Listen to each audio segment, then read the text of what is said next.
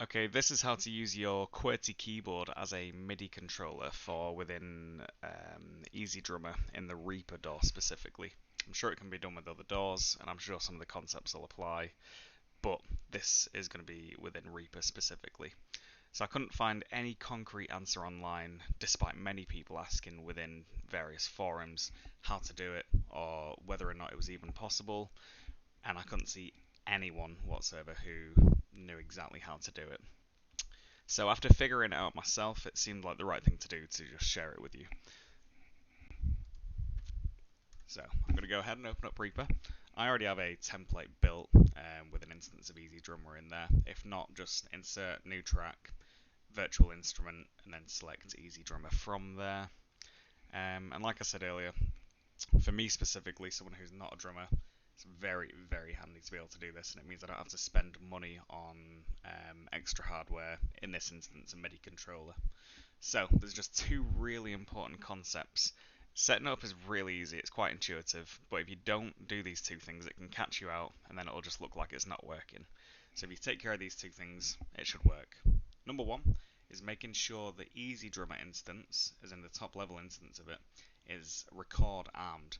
If the recording isn't armed, like so, it won't work. It won't register the QWERTY keyboard as a MIDI input. It actually won't even think you're playing anything whatsoever. So go ahead, make sure that's armed, and then you're gonna have to also have Reaper's virtual MIDI keyboard open. So you can find that under View and Virtual MIDI Keyboard, or the keyboard shortcut, which is easier, Alt B. Now, if this isn't on top, it won't work.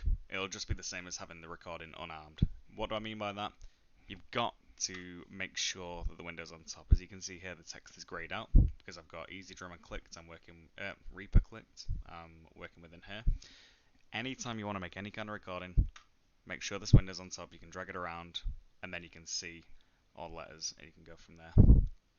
Open up EasyDrummer, and then you'll see straight away, because the keyboard is on top and the recording is armed, it's going to work like that. Now all the keys are labeled Z, S, X, D, blah blah blah, so you can figure out which key does what. Some of them won't do anything, you might have to arm them, or it might depend on which kit you're using. But if you go into search, tap to find, you can then create drum beats from here, and then find similar ones. So here's a couple of matches. You can go through, choose whichever one you like. If you find one, you can then just go ahead and drag it onto the track, and it'll recognize it from there.